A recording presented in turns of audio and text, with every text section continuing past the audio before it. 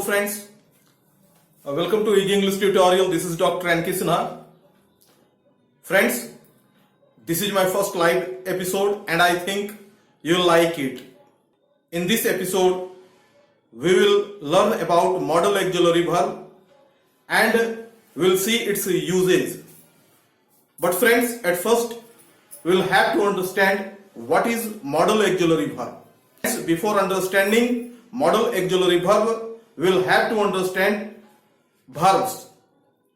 Friends, there are three kinds of verb: main verb, auxiliary verb, and modal auxiliary verb. V1, V2, V3, V4 and V5 come under main verb, and is, are, am, has, have, shall, will, had, etc.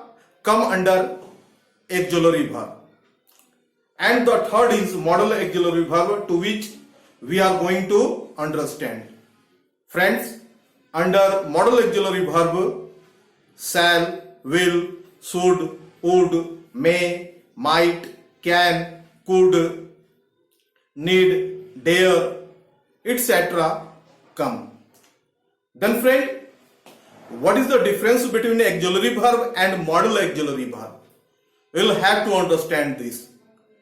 But I would like to make a request to all of you that don't go so deep in the grammatical uses.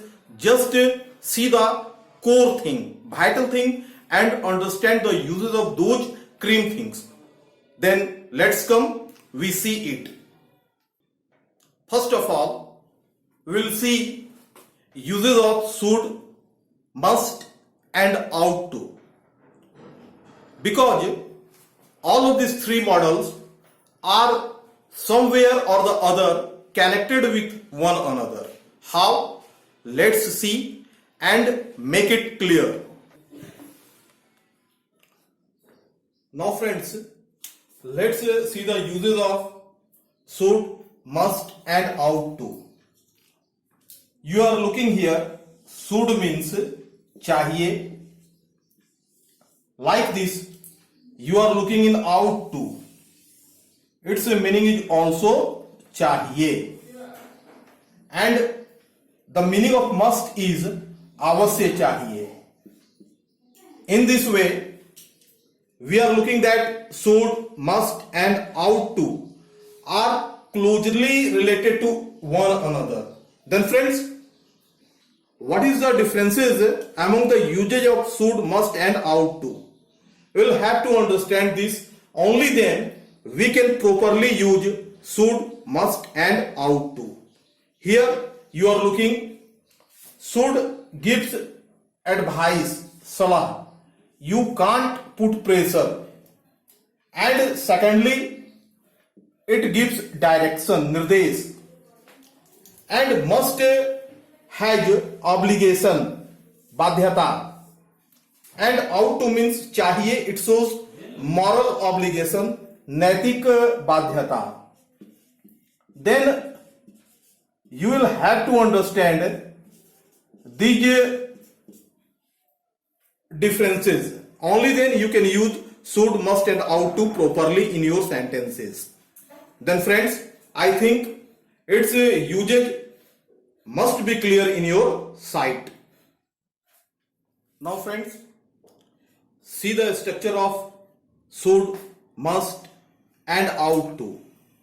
Here you are looking that subject, and after it we use should, must and ought to.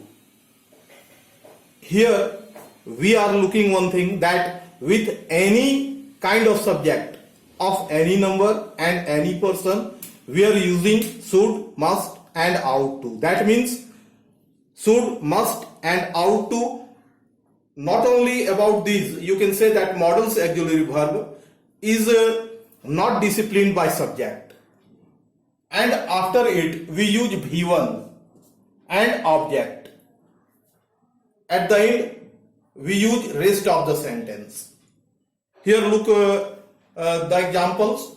तुम्हें पढ़ना चाहिए. It's general advice. As you have been told, you'll use should here, you should read.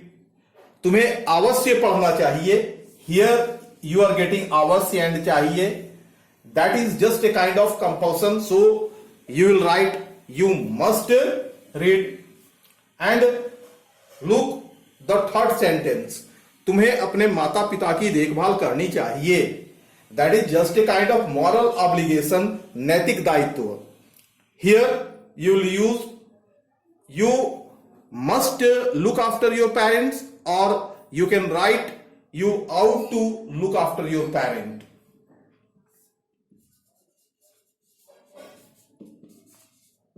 You ought to look after your parents. Friends, it will be better to use ought to, because ought to especially shows moral obligation.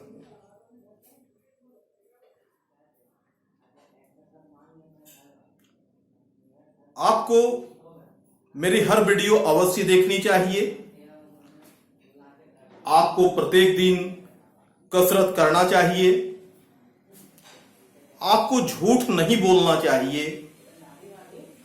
आपको अपने माता पिता का कहना मानना चाहिए. Friends, you are looking all these sentences, and now after understanding the uses of should, must and ought to, it has become so much easier for us that we can easily use it. And you'll have to understand one thing: there is no issue in the negative and interrogative forms of these sentences. You will use these models to make it negative and negative interrogatives. Suppose you want to say तुम्हें प्रत्येक दिन पढ़ना चाहिए. You should read every day.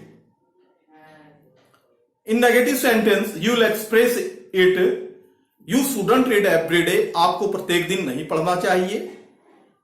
क्या आपको प्रत्येक दिन पढ़ना चाहिए? Should you read every day? क्या आपको प्रत्येक दिन नहीं पढ़ना चाहिए? Shouldn't you read every day? Or you can say should you not read every day?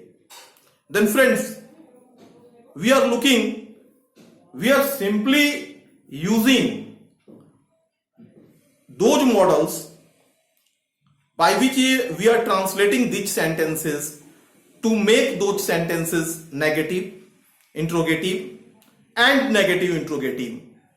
I think it's very much easy. Likewise, you'll use must and ought to. Now friends, I think you would have understood it in a good way, and you can create so many sentences using these models, and you'll see in your day-to-day life these kinds of sentences are being frequently used.